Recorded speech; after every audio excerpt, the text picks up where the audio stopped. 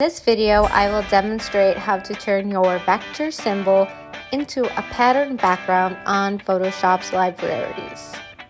Afterwards, inspired by Kehinde Wiley, I will show you how to merge the foreground and background. First, we need to open our symbol.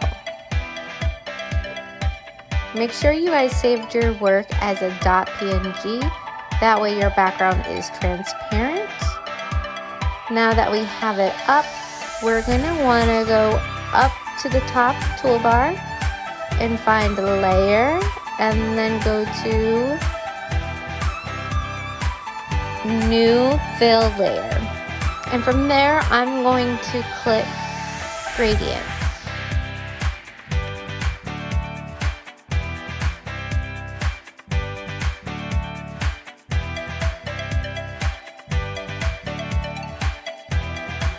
Pick the gradient that you want. There are many options here.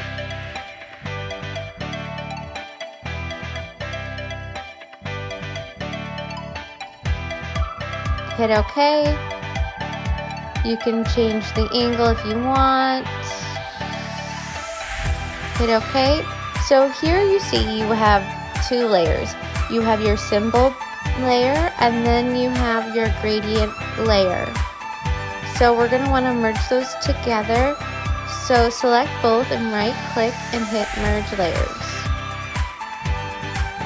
Boom, they are merged. Now from there, you're going to want to go to Windows, Libraries. Now you might think libraries, that doesn't sound that interesting, but boy are there some options here. So once you hit Libraries, a panel will come up to the right of your Photoshop depending on the way it looks. And then you're going to want to hit the plus button and then go to Create from Image. Isn't that pretty cool? So from here you can change the scale. You can make it smaller, larger. You can also rotate the image. And in this bottom box, you can move the tennis racket around. And there are a few more options. So if you like the background you see, you can just hit Save to CC Libraries.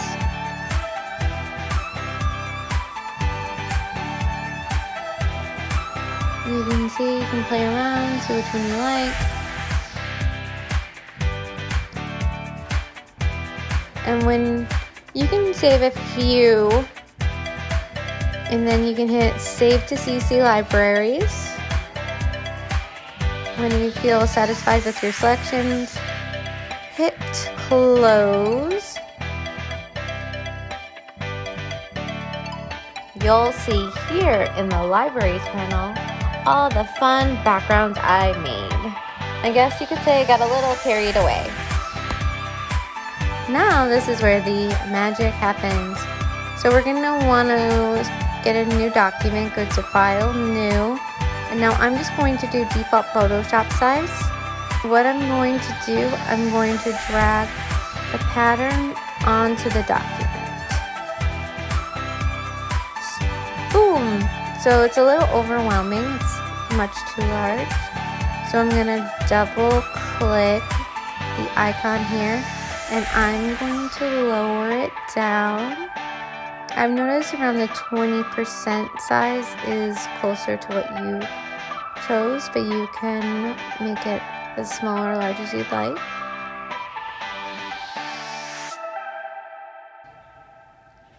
Wonderful. Okay, so now I want to pull up my image. So this is my empowered pose. So I'm going to need to select the figure. So I'm going to choose the quick selection tool and just work around.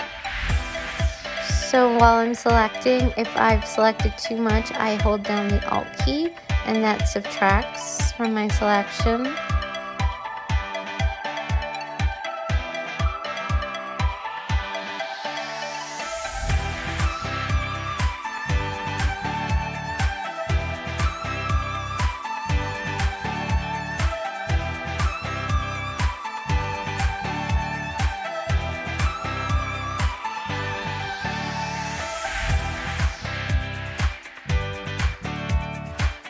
I did a decent job with my selection. And now I'm going to bring it into the hyper mode, which is select and mask. So the select and mask will really help me refine my edges. So I'm going to go into view and I'm going to choose overlay. See, look, I thought I did a great job, but totally missed my foot, and I would like my foot from my portrait. My foot makes me feel empowered. So I'm going to choose the brush tool to refine my selection. So for the hair, I decided to use the refine edge tool, and that really selects my hair without selecting anything else. So consider my selection complete. And I'm going to go to the output to new layer. So as you can see here, my new layer has my selection. I'm going to drag my figure onto my pattern. So I'm halfway there. Now looking at the work of Kehinde Wiley, what do you guys notice? I noticed the stark contrast between the foreground and the background. Kehinde Wiley sometimes allows his backgrounds to interact with his subjects. If you notice here, a few flowers float in front of the figure. We are going to learn how to do this. So here is method number 1.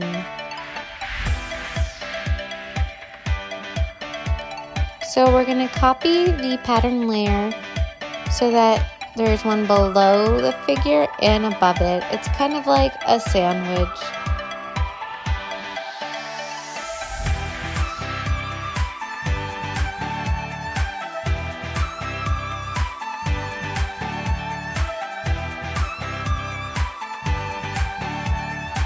I'm going to turn down the opacity on the top layer so I can see the figure.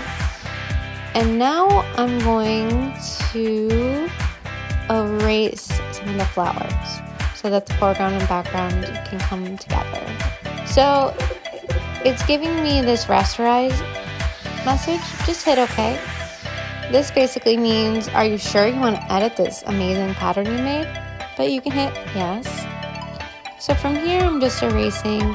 I'm considering where I want the flowers to stay.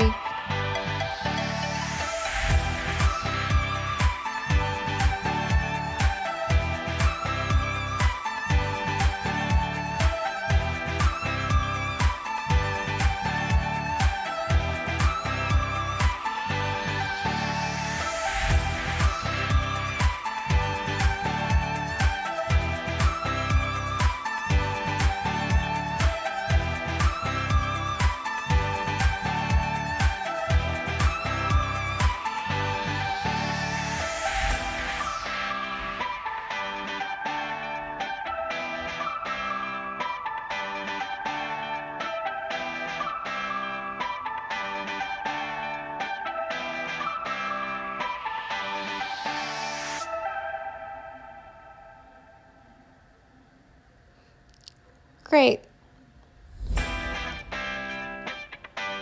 So now let's try method number 2.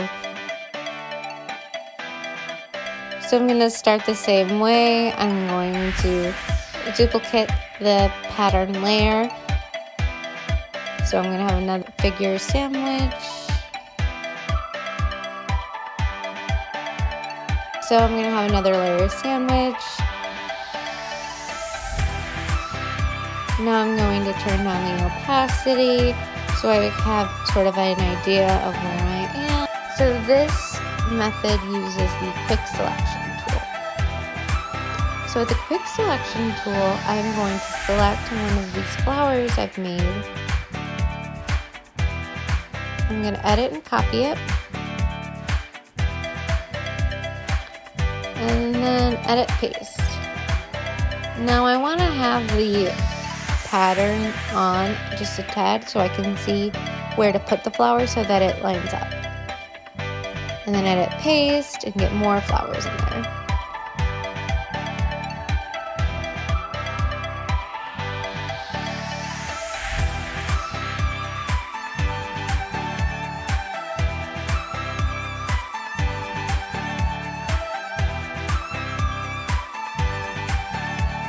there you go.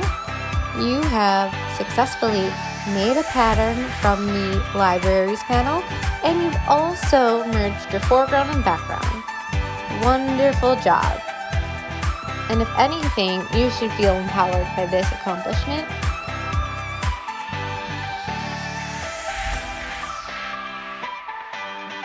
So go to Files, Save As a JPEG, and make sure you upload it to Schoology.